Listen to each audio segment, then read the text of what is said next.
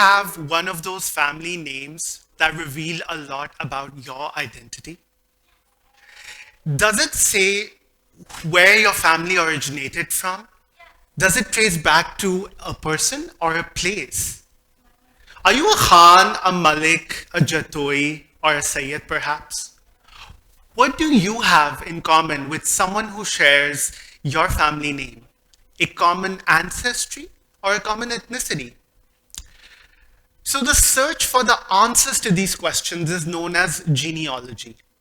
It is the study of our ancestry and our lineage. From time immemorial, people have been trying to map their ancestry.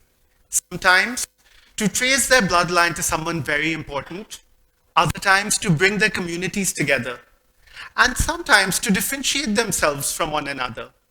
Whatever the reason, essentially what genealogy and the understanding of our ancestors does is that it creates and solidifies identities that we are then often fiercely loyal to, such as who we are and where we came from. So the old way to trace your ancestry was record keeping. These records were passed down in written form as family trees, or they were safeguarded in our memories. But now, there's a new way to trace your ancestry: DNA testing.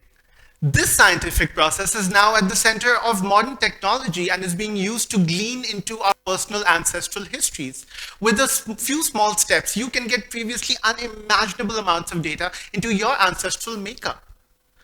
Let's take my own example. As someone who was fascinated with genealogy from a very young age and spent many years trying to trace my ancestry, I thought that my family origin could be explained with a pretty straightforward migration from North India to Karachi. But after I took the DNA test, here's what the results showed. Really? What? Where did all of these ethnicities come from?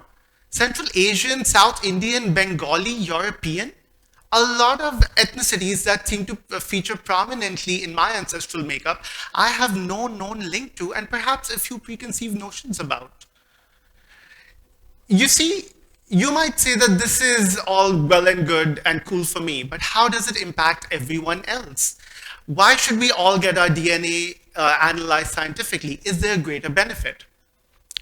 Because I think there is. Because in a country like Pakistan, where strong caste and tribe systems exist, which are based on the intrinsic belief that we are different from each other, we have completely different origin stories, and we somehow carry the weight of our families and our ethnicities with us.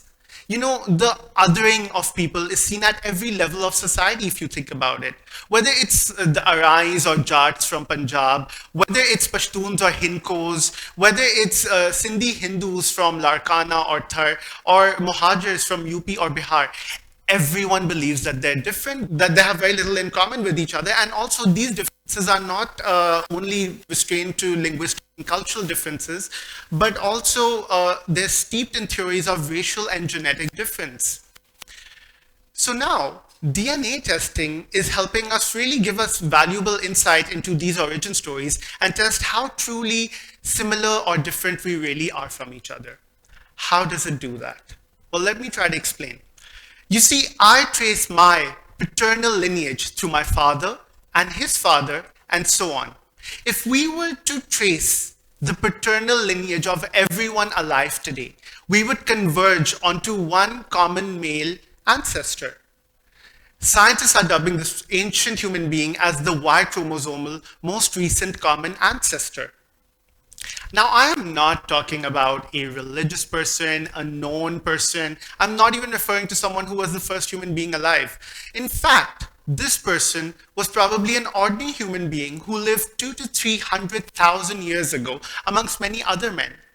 The only difference is that only his male line descendants have survived, whereas the male line descendants of other men alive at that time have not survived.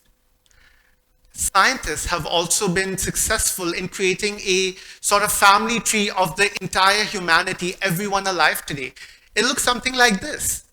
As you can see, they've categorized humanity into different branches of a family tree. Each of these branches is known as a haplogroup and is broadly denoted by an alphabet. everyone sitting in this room today belongs to one of these haplogroups. For example, I may belong to the J group and that line of humanity, where someone like Albert Einstein is believed to have belonged from the E group, and which is a separate line of humanity. What's interesting about haplogroups is that they're also specific to different geographies. You see, mankind didn't just spread out randomly into the world. Turns out that certain branches of humanity preferred to settle in certain areas of the world, where today their descendants are found in abundance. So once you know a bit about your haplogroup, not only do you know a bit about your geographic origin, but also your relation to other people in this world. So what are the kind of things that we're finding out with this, all this information on haplogroups, which is pertinent to us in our context in Pakistan and South Asia? Let me give you a few examples. In 2010, Bell, Shah, Parfait, and Thomas conducted a study with a large number of men who self-identified as Sayyids from both Pakistan and India. Results showed that a lot of these men had different haplogroups from each other. But what's interesting is that despite having different haplogroups, they were more closely related to Arab populations than they were to other ethnic groups in Pakistan. Now that's some really interesting research coming out. Another thing that haplogroups is telling us is how diverse our communities are. Take the Jat community in Punjab. As more and more people are getting their DNA tests done, we're finding out that within this one community, we have a multitude of haplogroups from different origins.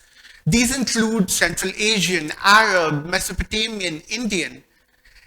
What's interesting about all these origins being in the same community is that it reflects the migrations that have happened over the past centuries through this region and how certain people might have stayed on, integrated, and now make up the genetic fabric of our ancestral makeup.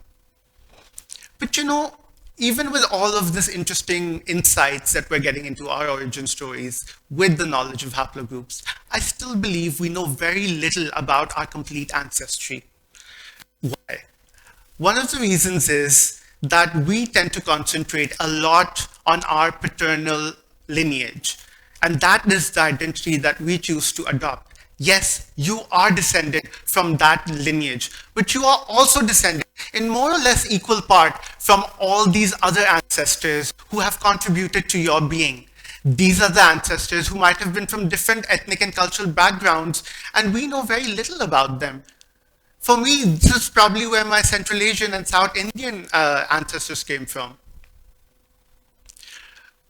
So, just to illustrate an example, in 2013, several media outlets, including CNN, the Daily Mail, and the Telegraph reported that Prince William's great-great-great-great-great-grandmother on his mother's side was most likely a woman of Indian origin.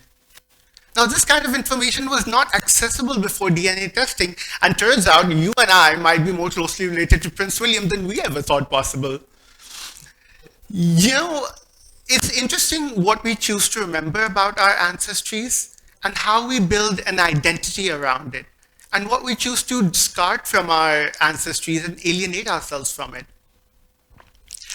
I am not a geneticist, I'm just a genealogy enthusiast. So I want to walk away with a more simple message of what all of this has meant to me. Finding out how little I know about my ancestry and about my relation to so many diverse people in this world has made me question and break the silos of identity that we put ourselves in, and has made me connect with the vast humanity around me. Genealogy might have been a tool for exclusivity in the past, but I hope that its future lies in its power to bring us all closer together. Thank you so much.